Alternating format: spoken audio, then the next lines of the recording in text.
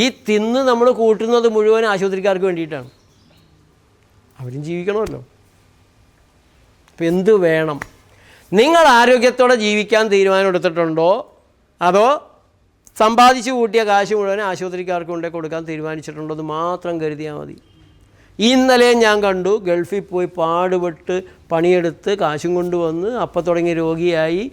അത് മുഴുവനും ആശുപത്രിക്ക് കൊടുത്തത് മാത്രമല്ല, പണിത വീടും പണയം വെച്ച് ആ കാശും കൂടെ കൊടുത്തിട്ട് ഇപ്പോൾ സൗജന്യ ചികിത്സ കിട്ടുമെന്ന് അന്വേഷിച്ച് വന്നതാണ്.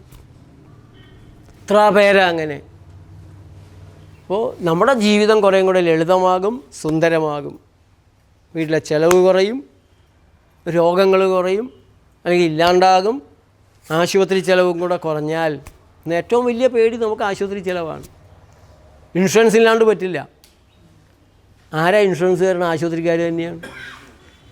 ആരാണ് ജങ്ക് ഫുഡ് വിൽക്കണത്? ആശുപത്രിക്ക്.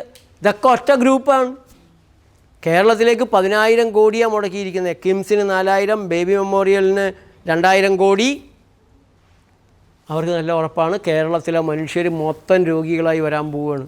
കുട്ടികൾക്ക് മുട്ട ദിവസവും, അയൺ ഗുളിക, അയൺ ഗുളിക ദിവസവും കുട്ടികൾക്ക് അവന് അയണിൻ്റെ കുറവുണ്ടോ ഇല്ലയൊന്നും നോക്കാതെ തന്നെ വെച്ച് കീറുകയാണ്. എന്താ കാര്യം? ഇവരെല്ലാം രോഗിയായി. കരൾ മാറ്റം, കിഡ്നി മാറ്റം, പാല്, കുട്ടികൾക്ക് പാല്, ഗുളിക, അതിൻ്റെ സൈഡ് എഫക്ട്സ് നോക്കണേ, ആൽബൻസോൾ.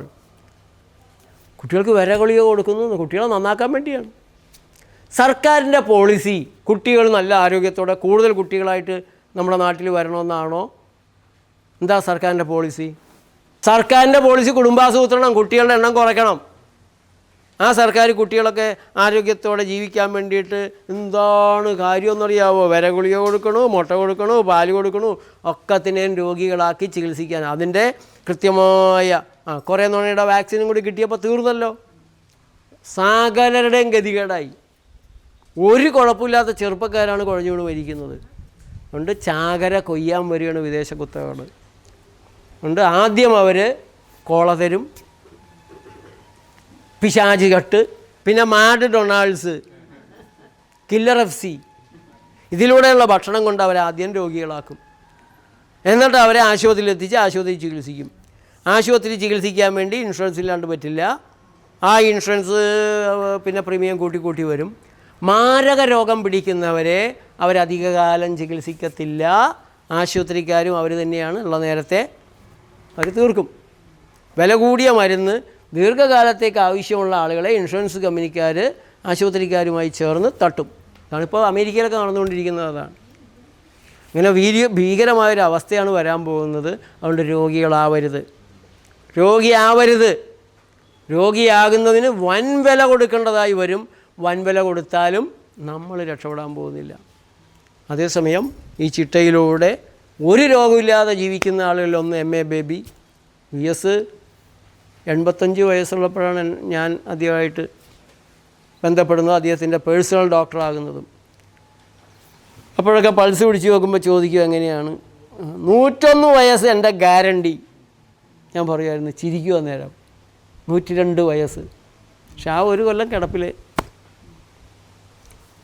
MA ബേബി 10 ദിവസം നമ്മളടുത്ത് വന്നു നിന്നുള്ളൂ. 10 ദിവസം കൊണ്ട് 15 കൊല്ലമായിട്ട് കഴിച്ചിരുന്ന പ്രമേഹ മരുന്ന് ഗ്ലൈസിഫേജ് 1000 mg നിർത്തി. എത്രയോ പേരാണ് ഇപ്പോൾ പറഞ്ഞു വിടുന്നത് നമ്മുടെ അടുത്തേക്ക്. ഡോക്ടർ VS വിജയൻ ബയോഡൈവേഴ്സിറ്റി ബോർഡിൻ്റെ മുൻ ചെയർമാനാണ്, സയൻറ്റിസ്റ്റാണ്, ലോകത്തൊട്ടാകെ അറിയുന്ന സയൻറ്റിസ്റ്റാണ്. ഇപ്പോൾ ഒരു 10-16 കൊല്ലമായി പ്രമേഹത്തിന് മരുന്ന് കഴിച്ചിട്ടില്ല. 555 പ്രമേഹം ഉണ്ടായിരുന്നതാണ്. സ്വാമി സച്ചിദാനന്ദ നിങ്ങളുള്ളപ്പോഴാണ് ഇവിടെ വന്ന് എത്ര ദിവസം നിന്നു? 5 ദിവസം. അത് കഴിഞ്ഞ് 1 മാസം കഴിഞ്ഞ് ശിവഗിരി തീർത്ഥാടനം കഴിഞ്ഞപ്പോൾ ചെറിയ പ്രയാസങ്ങളൊക്കെ വന്നു. ഒന്ന് ചെക്ക് ചെയ്തപ്പോൾ പമ്പിങ് റേറ്റ് കൂടി, ഷുഗർ നോർമലാകുന്നു, നല്ല മാറ്റം. അപ്പോൾ വീണ്ടും അടുത്ത ഇതിൽ വരാനായിട്ട് പരിപാടി ഇട്ടിട്ടുണ്ട്. എത്രയോ പേര്. തിരുവഞ്ചൂർ രാധാകൃഷ്ണൻ 3 മാസം കൂടുമ്പോൾ 3 ദിവസമെങ്കിലും ഇവിടെ വന്ന് നിൽക്കും. 3 ദിവസമെങ്കിലും 3 മാസം കൂടുമ്പോൾ വന്ന് നിൽക്കും. ഭാര്യയുടെ പ്രേരണയാണ്. കാരണം ഇത്രയും സന്തോഷമായിട്ട് ഊർജ്ജസ്വലമായിട്ട് രോഗം മാറി അദ്ദേഹത്തെ കണ്ടിട്ടില്ല ഇതിനു മുമ്പ്. അതുകൊണ്ട് നിർബന്ധിച്ച് അവർ കൊണ്ടുവരും. അപ്പോൾ കുറച്ച് ദിവസം ശ്രമിച്ചാൽ നമ്മുടെ ശരീരത്തിൻ്റെ ജീവിത രീതിയുടെ ഭാഗമായി കിട്ടിയാൽ പിന്നെ അങ്ങോട്ട് ഒഴുകിക്കോളും. ആദ്യമായിട്ട് സൈക്കിളിൽ കയറി നിന്ന് ഓടിച്ചപ്പോൾ എങ്ങനെ ഉണ്ടായിരുന്നു? വീണു, എഴുന്നേറ്റ് പിന്നെയും കയറി, പിന്നെ ഇപ്പുറത്തേക്ക് വീണു. കുറച്ച് കഴിഞ്ഞ് ഇനിയിപ്പോൾ വീഴാൻ പറ്റുമോ? പഠിച്ചു കഴിഞ്ഞാൽ സ്മൂത്തായിട്ട് പോകുന്ന പോലെയാണ് ഇതും. ആദ്യമായിട്ട് നീന്തൽ പഠിക്കാൻ പ്രയാസമുണ്ട്, അതുപോലെ ഇതൊന്ന് പ്രാക്ടീസ് ചെയ്ത് കിട്ടാൻ അല്പം പ്രയാസമുണ്ട്. വീട്ടുകാർ, കൂട്ടുകാർ, ബന്ധുക്കൾ എല്ലാം കൂടെ സ്വൈര്യം തരില്ല. അയ്യോ അതെന്ത് പറ്റി, മെലിഞ്ഞു പോയല്ലോ, ഷോ എന്ന് പറഞ്ഞിട്ട് ബഹളം വെക്കും. അപ്പം നമുക്കും തോന്നും അയ്യോ ക്ഷീണിച്ചു പോയോ. നമുക്ക് എനർജി കൂടി, ക്ഷീണമല്ല, മെലിഞ്ഞതാണ്. എന്തിനാ മെലിഞ്ഞ്? വേണ്ടാത്ത അഴുക്ക് സാധനങ്ങളെല്ലാം പോയി. പിന്നെ പുതിയ ഭക്ഷണത്തിൽ നിന്ന് റീകൺസ്ട്രക്റ്റ് ചെയ്തെടുക്കണം. അതുകൊണ്ട് ആദ്യഘട്ടത്തിൽ നിങ്ങൾ മെലിയും.